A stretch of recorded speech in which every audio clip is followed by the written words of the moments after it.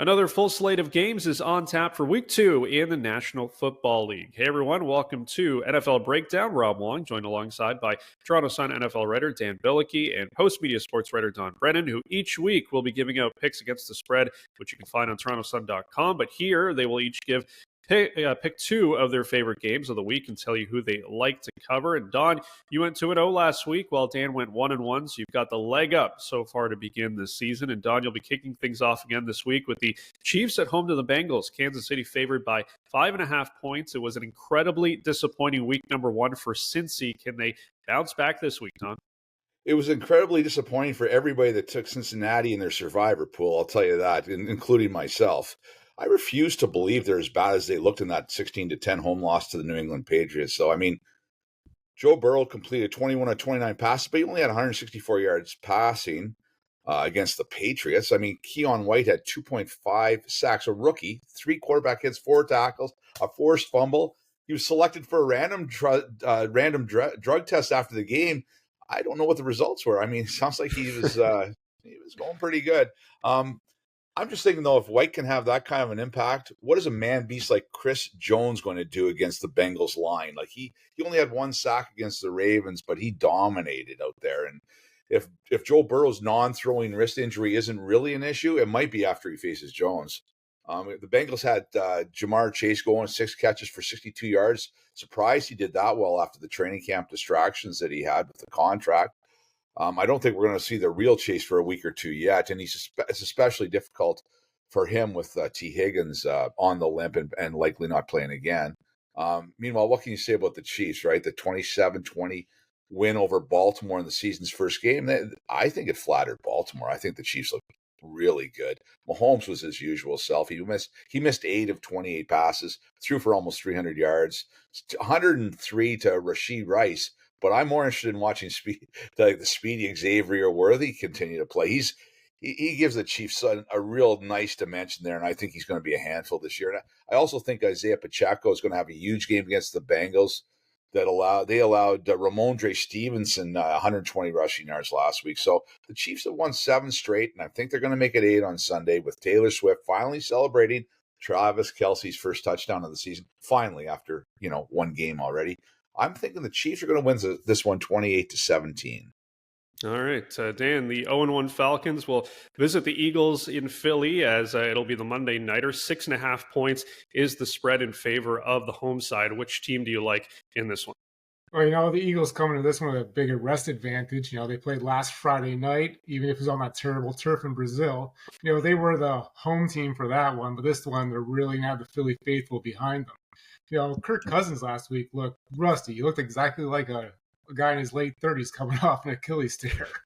The game plan didn't work either. When your team doesn't run play action at all, which is one of Cousins' strengths, you're at a big disadvantage. And even worse, Pittsburgh was jumping the snap almost every time. Cousins wasn't playing under center. He played like the vast majority of the game out of shotgun pistol formations. And whenever he was in shotgun, he threw the ball. So that's a big tell. Surely they'll adapt, but the Eagles have a defense that can really take advantage of them and put pressure on Cousins because Falcons' line also allowed a lot of pressure that game. Finally, Kirk Cousins is terrible in primetime. He's 3-10 in his career on Monday Night Football and 13-23 overall. So I'll take the Eagles and give those points. Okay, so Dan mentioned the Steelers, Don, who started the season 1-0 with a win over Atlanta with your old friend Justin Fields behind center, and Pittsburgh now heads to Denver to battle the Broncos as 2.5-point road favorites. Are you actually going to take the Steelers on the road here against the Broncos? Boy, oh boy, you know what? I'm having a hard time. I like taking underdogs, and I'm having a hard time this week. I haven't been through all the games yet, but at this point, I'm really struggling to find a dog that I like. This week was supposed to be the big chance for Russell Wilson to come back and show Sean Payton and all those Broncos fans he's still a good quarterback, but it looks like that calf injury is going to keep him out for another week. I don't know how good Wilson still is, but I think Justin Fields is better, says the Bears fan. But this works out for the Steelers, right? I didn't like them going into Atlanta last week. I mean, how much first-team reps did Justin Fields get through training camp? A share, but not like he did this week. but Fields led them to the victory. And he threw for 156 yards, but he ran for another 57. Typical Justin Fields. I think he's going to be on the run again this week against the Broncos because let's face it, other than George Pickens and Pat Freiermuth, he doesn't really have very many options, right?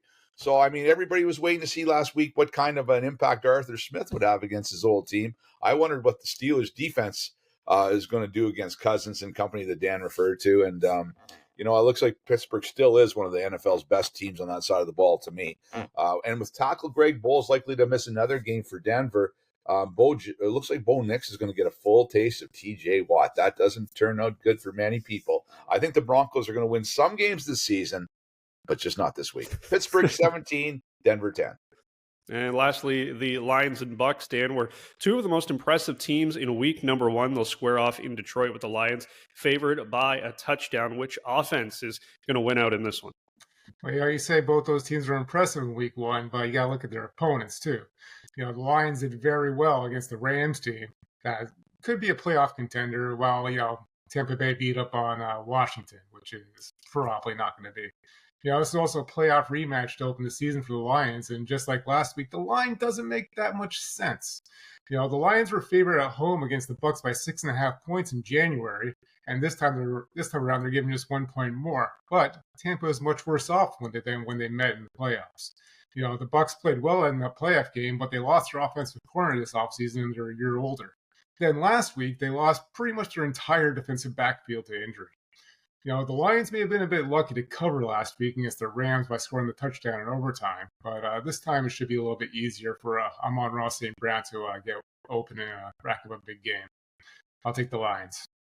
All right, there you go. Don and Dan's favorite games of week number 2. What is making your betting card? Leave your thoughts in the comments section below. For Don Brennan and Dan Bilicki, I'm Rob Wong. Thanks for watching, and we'll talk to you next week.